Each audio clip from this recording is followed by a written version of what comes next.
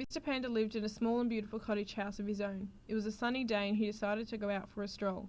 He was happily walking down the path without even realising the devastated environment around him.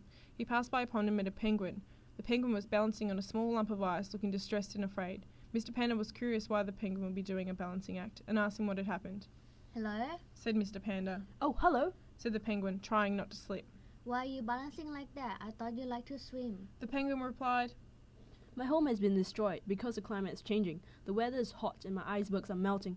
Now the water's level is rising and my home is filling with mud. Mr. Panda looked around his environment and noticed dead fish floating on the surface of the pond and realised that it meant serious trouble for the life of his friends who were living in the water. The penguin said, I don't know why the weather is changing, but my icebergs are getting smaller and the water is getting dirtier. How can I stay in such an environment? Soon my habitat will be gone and I will have nowhere to live. The panda continued on his journey as a scorching sun shone on him. He was beginning to sweat in the midday heat. He pulled a leaf from the tree and sheltered himself from the harmful UV rays of the sun. The panda asked, Excuse me, sun, can you please not shine so brightly? My skin is burning. The sun replied, Sorry, Mr. Panda, but there's no clouds to provide you with some shade. The panda continued to burn in the sweltering heat.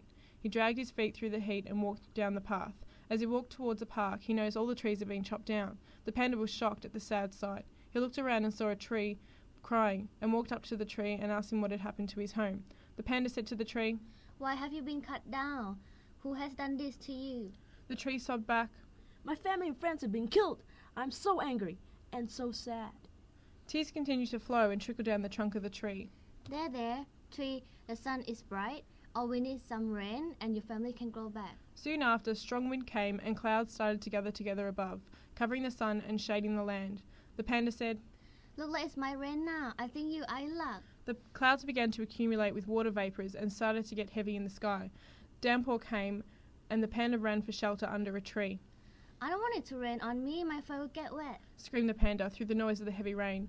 After 1 hour, the rain had finally stopped.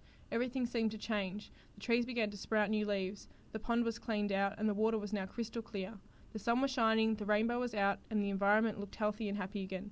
The animals and plants began to come out from their shelter and enjoy the rest of their day.